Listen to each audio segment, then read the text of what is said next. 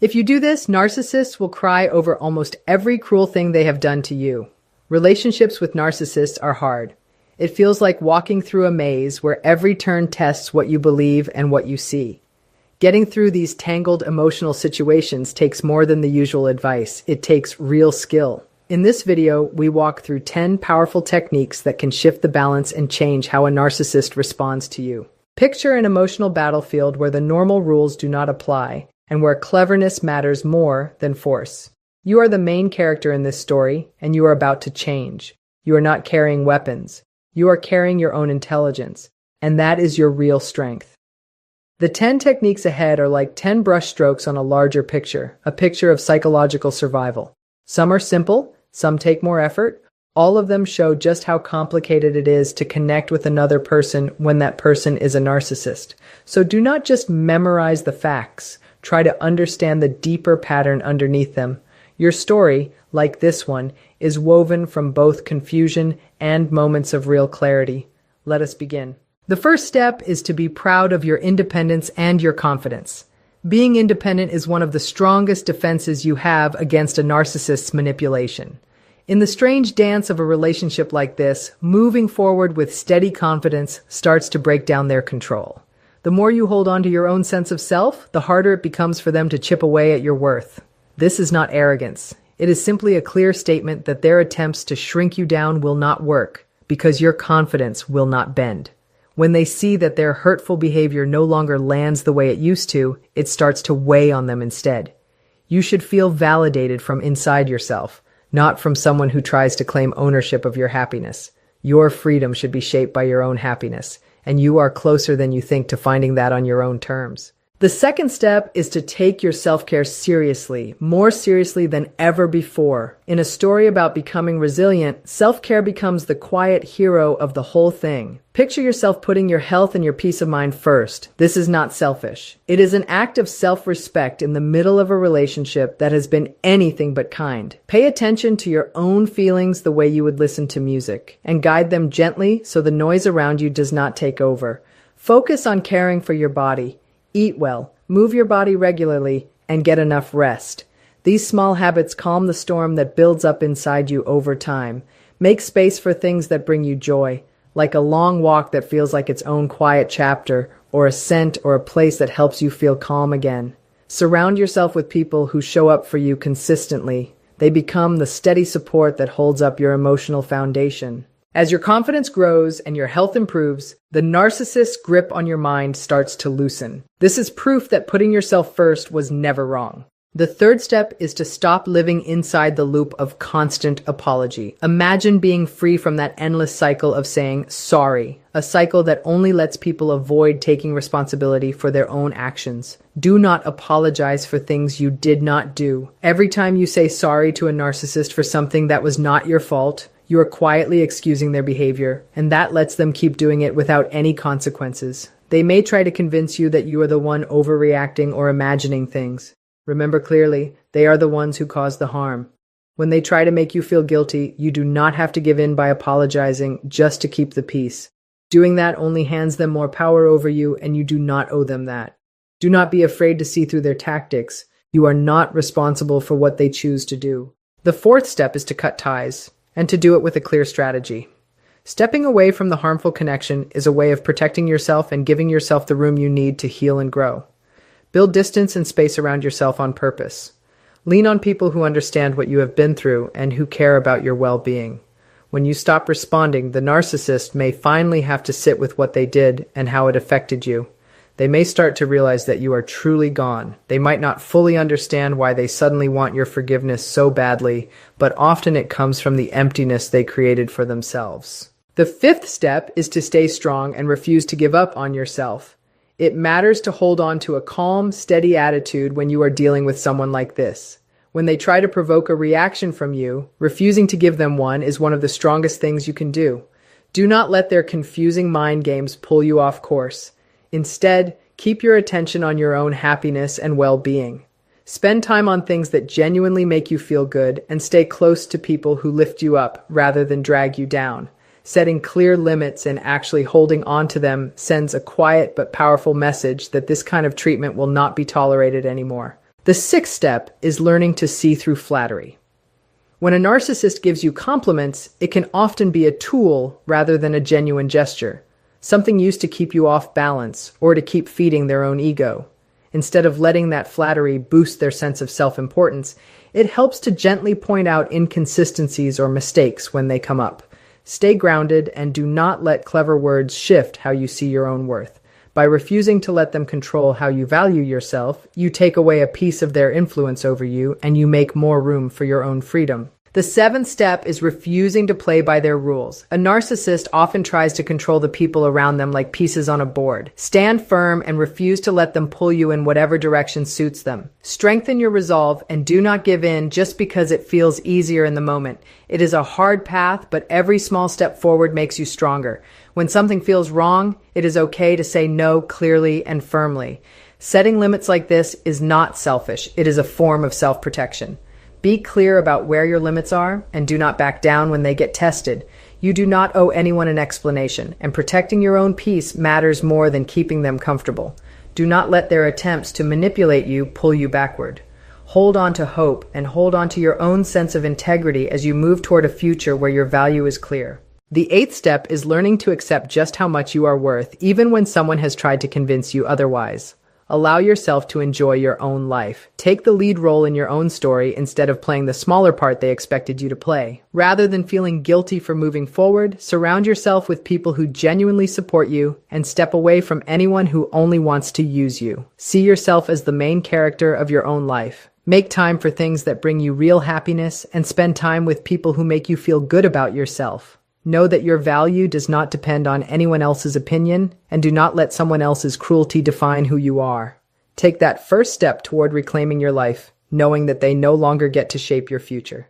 The ninth step is choosing compassion instead of bitterness. Rather than letting their selfishness pull you into darkness, choose to stay kind.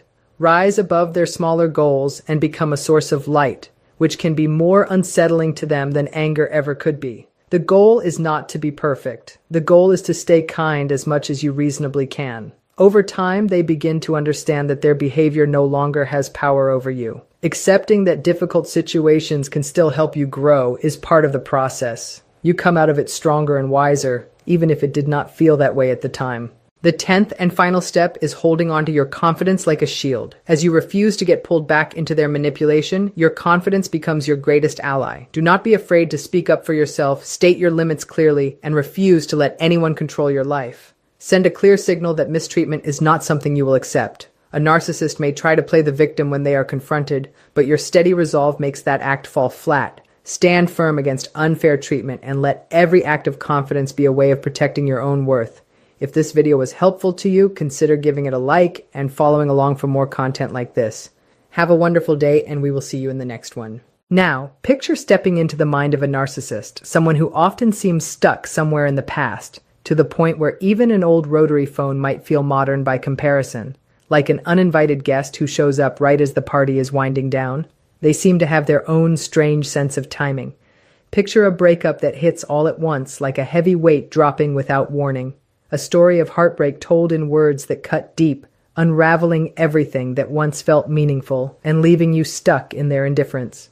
Moments that once felt vivid and alive now exist only as memories. What once felt like grand romantic gestures and promises that echoed like music slowly turned out to be part of a much more complicated pattern. You were led along step by step, only to realize later that it was never quite what it seemed. Then comes the sudden coldness, as puzzling and unreadable as a famous, quiet smile in an old painting. But wait, because there is a twist here too, a strange turn of events, almost like solving a puzzle without being able to see it clearly. The same person who once pushed you aside like you did not matter is now, surprisingly, caught up in their own deep self-reflection. Yes, that is really happening. The same person who once made you feel invisible is now stuck turning things over in their own mind. This moment of reflection is not random. It plays out with all the weight and tension of a story that has been building toward this all along. Instead of kings and queens, this story is really about egos and emotions. As the narcissist sits with their own reflection, your presence can start to appear in their mind like a lighthouse cutting through the fog, guiding their thoughts toward a place of real self-examination. Not every past connection gets this kind of attention. It is your own unique qualities that put you at the center of this unexpected moment of reconsideration. Before this sounds like bragging, it is worth being clear, this is not arrogance. It is simply a quiet acknowledgement of something that often gets lost in all the noise of the world. In a world where cruelty is often used so freely, and empathy gets treated like it barely matters, simple acts of kindness and care become rare and valuable. They form their own kind of pattern in the much larger picture of how people behave, and you are part of that pattern. So stand tall, not with arrogance, but with a quiet sense of your own worth. What sets people like you apart is a sense of give and take, the idea that understanding and caring for someone should go both ways. Unfortunately, many of us have crossed paths with people who do not operate that way. That is why it matters to recognize that choosing kindness puts you in a different category, not because it makes you better than anyone, but because so much of the world seems caught up in harmful patterns, things like narcissism, manipulation, and a general disregard for other people's well-being. Most of us try to avoid that kind of behavior, and that alone sets us apart from people who do not.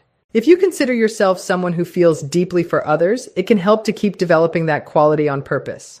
Often this growth happens naturally after a breakup, as you heal and start to understand people and situations more clearly. Meanwhile, the narcissist may be watching quietly from a distance. In their own mind, they begin comparing you to whoever came after you. Slowly, they start to notice what made you different, and they find themselves thinking back to the earlier, better days of your relationship. This often leads them to wonder how things ended up the way they did. It is not usually a direct or obvious kind of reflection. It happens more quietly, through private thought. They may recognize, at least to themselves, that they made a mistake, but that recognition does not always lead to reconciliation, especially while you are focused on your own healing and keeping your distance. From afar, they often start reassessing things, sometimes checking your social media a little more than they should. Even if you have blocked them, they may still find other ways to reach out. It is worth being cautious here, because this kind of behavior can sometimes turn into something more intense. They may keep watching, quietly hoping for the chance to reconnect. But if you close that door firmly, that hope does not get anywhere. If the door is left even slightly open, they may put off any real reflection, assuming they can always come back later. This is part of why keeping firm boundaries and no contact matters so much. If contact does happen and cannot be avoided, keeping it brief and neutral, without warmth or encouragement, is usually the better path. Sometimes clarity comes from just a few honest, direct words. In these later stages, narcissists often do start to see you differently as someone they want but can no longer have, someone who quietly lingers in their thoughts. To keep that pattern from pulling you back in, staying firm and holding on to your boundaries matters. By setting clear limits and not giving them access to you, you naturally become someone harder to replace in their mind, someone they think about long after things have ended. It might sound unlikely, but there are plenty of real stories of people trying to reconnect even years later, which says something about how memorable a genuine, caring connection really is. As someone who leads with empathy, your presence tends to stand out, and that is not something easily replaced. Sometimes they hold on to an idealized version of who you were, occasionally checking in on your life through social media. There are even cases where people have tried reconnecting, using fake profiles just to stay linked to that connection in some way, even if it is not honest. That shows how much of an impression you left. You are not easy to forget, and that alone can force someone to reconsider how they saw you. Here is where things get interesting. As you move through the process of healing and rebuilding after a breakup, letting go of old pain and old limits, it helps to focus on yourself, try new experiences, maybe even travel somewhere new. That kind of change can do wonders for how you see your own worth. At the same time, understand that they may still be quietly watching your life unfold from a distance, from what you post online to the new experiences and relationships you build. Simply living your life fully can be its own kind of contrast to how things were before.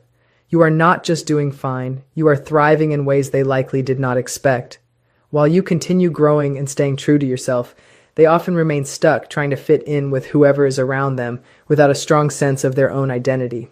Part of the reason they think back to you is because of the real value you brought into their life. If they have gone unusually quiet, it is often because they are working through that realization internally. It helps to keep investing in yourself, learning more not just about difficult behavior patterns like narcissism, but about personal growth in general. Spending real time learning about these patterns can be eye-opening, especially when so much information out there makes these situations feel confusing or hard to escape. That is part of why sharing these lessons openly can help others going through the same experience, especially after dealing with someone who presented themselves as spiritually enlightened but did not act that way. Dealing with repeated attempts to reconnect, sometimes called hoovering, is something many people go through more than once. Those unexpected calls late at night are sometimes just another attempt to reach back in, even while that person has moved on to someone new. In situations like that, it often helps to block all contact completely, and in some cases, even change your phone number. Fully cutting ties is often the strongest and clearest way to protect your peace. Whatever ends up happening, remember that your worth is not something anyone else gets to define. Your presence and your energy matter, and that is something worth holding on to for yourself. This kind of reflection tends to resonate most with people who build deep, meaningful connections with others, sometimes even unintentionally mirroring difficult behavior, which can eventually lead to distance. The ability to form real, meaningful bonds with people can feel threatening to someone who struggles to do the same. Underneath a lot of outward confidence, there is often a deeper insecurity driving the behavior. This is not meant to downplay how real insecurity can be for anyone since it affects so many people, but narcissists often mask that insecurity with an appearance of superiority, and they usually only recognize what they have lost once that illusion starts to fade. The period after being discarded by a narcissist is genuinely difficult, but there is a more hopeful side to it as well. That difficult period often becomes a moment of reckoning for them too. It is often only once they see clearly what they gave up that they begin to understand your real value. This can work in both directions. If you were the one who chose to end things, they might feel a temporary sense of relief, but eventually reality tends to catch up with them, and your true worth becomes harder to ignore. Try to remember that you are one of a kind. Give yourself credit and take a moment to notice the good things already present in your life. When you do, you may be surprised how the kindness you gave during that relationship eventually finds its way back to you in some form. This has happened in real, lived experience, where love that once felt wasted eventually returned in unexpected ways, not just romantically, but across many areas of life. Painful experiences like this often come with real lessons, especially around being more thoughtful about who you let into your life going forward. Loneliness is often part of the healing process, but it should not be allowed to take over. Putting that energy into something productive like exercise, meaningful work, or a new hobby can become a powerful part of rebuilding yourself. Through that growth, you often end up becoming someone even the narcissist did not expect, someone with higher standards and a stronger sense of self than before. Jumping into a new relationship before fully healing rarely goes well. It can feel like stepping into something without any real foundation underneath you, and it usually leads to more pain down the line. Healing itself is not a straight line. It moves more like a series of ups and downs, where old memories resurface and difficult moments return even after time has passed. Through all of that, it helps to remember that none of it was your fault. Often, real love and genuine care can feel threatening to someone who is not capable of matching it, which is sometimes exactly why they choose to end things. What they usually do not expect is how much stronger you become on the other side of it. After a breakup, sticking to no contact tends to shift how you are remembered over time. It takes patience, but people often bounce back stronger, turning a painful experience into real personal growth and coming out more resilient on the other side. It is completely normal to feel a sense of emptiness